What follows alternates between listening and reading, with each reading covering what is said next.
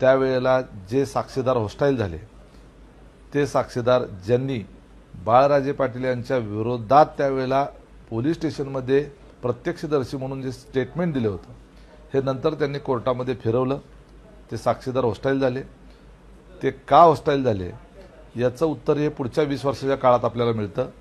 त्या संबंधित साक्षीदारांची आर्थिक प्रगती कशाच्या जीवावर झाली, संबंधित साक्षीदारांना कुठल्या बँकेतून कर्ज दिली गेली, संबंधित साक्षीदारांना कुणाच्या कारखान्यातून टेंडर दिले गेले, संबंधित साक्षीदारांना सोलापूरसारख्या शहरामध्ये मध्यवर्ती ठिकाणी कमर्शियल गाळे कसे काय मिळाले हे आपण त्या ठिकाणी त्या चौकशीमध्ये घेतलं पाहिजे।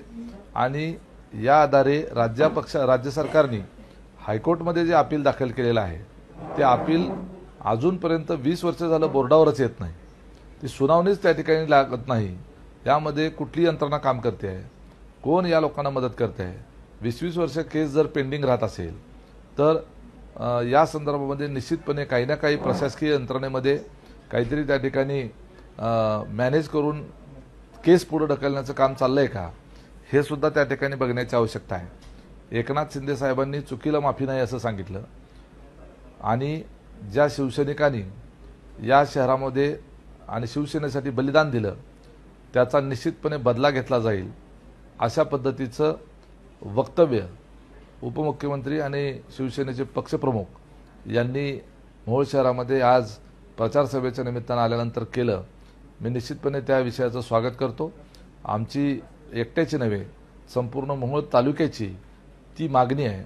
या मोहोळ तालुक्यातली दहशत गुंडागर्दी ही फोपवण्यामागे पंडित देशमुख यांचं बलिदान व्यर्थ जाता कामा नये आणि ही गुंडागर्दी आणि दहशत संपवायची असेल तर बाळराजे पाटील हा जो मर्डरर आहे 302चा आरोपी आहे याला फाशीची शिक्षा झाली पाहिजे।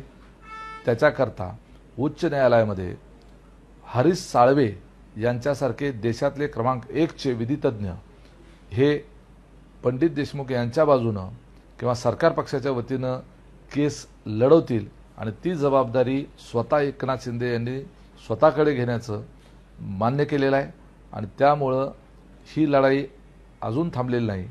या मोहोळ शहराला आणि तालुक्याला न्याय तेव्हा मिळेल पंडित देशमुख यांच्या हत्येचा जेव्हा बदला घेतला जाईल, तोही न्यायालयीन मार्गाने। आपल्या शहरातील ताज्या घडामोडी पाहण्यासाठी रणनीती टाइम्सला सबस्क्राइब करा आणि बेल बटन प्रेस करा, लाईक आणि शेअर करा।